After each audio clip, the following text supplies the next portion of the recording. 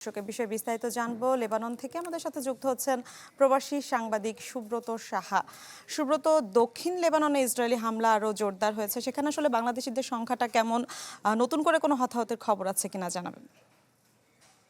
ঈদ আসবে, সাথে ক্যাশব্যাকও আসবে। নিজের বা প্রিয়জনের জন্য কেনাকাটায় এবারও নগদ পেমেন্টে পাচ্ছেন দারুণ ক্যাশব্যাক। তাই যাই কিনুন, পেমেন্ট করুন নগদে। ধন্যবাদ আপনাকে। এই মুহূর্তে কিন্তু বৈরুতের আকাশে ড্রোন উঠছে এবং এই ড্রোন বিগত কয়েকদিন থেকেই তারা অনবরত এই ড্রোনগুলি আহ, লেবাননের দক্ষিণাঞ্চলে তারা হামলা করছে।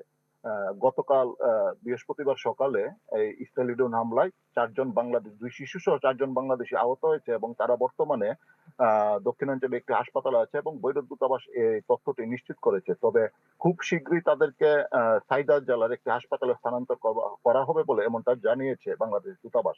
তবে এর আগেও 4 জন বাংলাদেশি যারা মারা গিয়েছে তারা কিন্তু সবাই কিন্তু নাবাতিয়া অঞ্চলে মারা গিয়েছে এবং এই অঞ্চলটি অনেকটা ঝুঁকিপূর্ণ এবং এই ঝুঁকিপূর্ণ বিদায় সেখানে বিশেষ করে সাধারণ নাগরিকদের প্রবেশ অনেকটা আহ জীবনের ঝুঁকি তৈরি করে, যার কারণে বাংলাদেশ দূতাবাস সেখানে সরাসরি যেতে পারছে না। তারপরে কিন্তু বাংলাদেশ দূতাবাস সেখানে তার আন্তরিকভাবে চেষ্টা করছে, যারা আহত বা নিহত হয়েছে তাদের ব্যাপারে তারা বিভিন্নভাবে সাহায্য এবং সহযোগিতা করছে।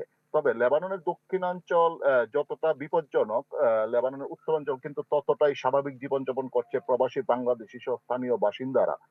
তবে লেবাননের দক্ষিণাঞ্চলে এখনো অনেক বাংলাদেশি রয়ে গেছে যারা জীবনের ঝুঁকিতে রয়েছে এবং বাংলাদেশ দূতাবাস থেকেও তাদেরকে নির্দেশনা দেওয়া হচ্ছে যেন তারা এই ঝুঁকিপূর্ণ এলাকা ছেড়ে নিরাপদ স্থানে অন্য এলাকায় চলে আসে। তবে ইতিমধ্যে অনেক প্রবাসী বাংলাদেশি যারা এই যুদ্ধের মধ্যে কর্ম হারিয়েছে, যাদের কাছে অর্থ নেই বা যারা জীবনের আহ, ঝুঁকিতে রয়েছেন, তারা কিন্তু অনেকেই বাংলাদেশ দূতাবাসের স্বেচ্ছায় নাম নিবন্ধন কর্মসূচিতে অংশ নিয়ে দেশে ফেরার জন্য আবেদন করেছেন। বাংলাদেশ দূতাবাসের তথ্য অনুযায়ী এখন পর্যন্ত প্রায় 5 শতাধিক বাংলাদেশি বাংলাদেশ দূতাবাসের নাম নিবন্ধন করেছে দেশে ফেরার জন্য এবং খুব শীঘ্রই পর্যায়ক্রমে তাদেরকে বাংলাদেশে প্রেরণ করা হবে এমনটাই বাংলাদেশ দূতাবাসে জানানো হয়েছে। তবে জি সুব্রত, বাংলাদেশ দূতাবাস আপনি বলছিলেন উত্তর লেবাননের কথা, যে কিছুটা শান্ত, সেখানকার পরিবেশ কিছুটা শান্ত, সেখানে আসলে ঈদুল আজহার উদযাপনটা কেমন হলো, সেখানেও বাংলাদেশিরা রয়েছেন, তাদের খবরাখবরও জানাবেন।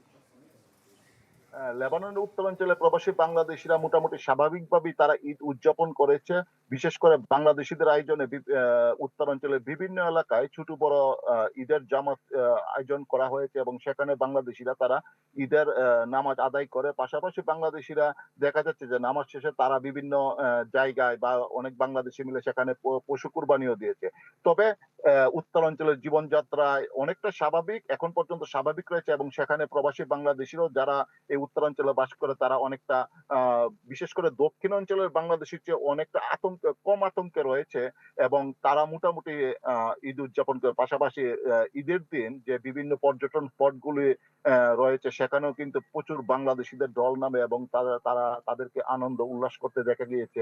এভাবে কিন্তু লেবাননের উত্তরাঞ্চলের বাসিন্দারা বিশেষ করে বাংলাদেশিরা তারা ঈদ কাটিয়েছে। তবে লেবাননের দক্ষিণাঞ্চলের বাংলাদেশিরা এখনো অনেকটা আতঙ্কের মধ্যে রয়েছে এবং যেহেতু ইসরায়েল আক্রমণ জোরদার করেছে দক্ষিণাঞ্চলে, সেহেতু কিন্তু প্রবাসী বাংলাদেশিরা যারা ওই এলাকায় রয়েছে তারা অনেকটা ঝুঁকির মধ্যে রয়েছে বলে আমরা মনে করছি।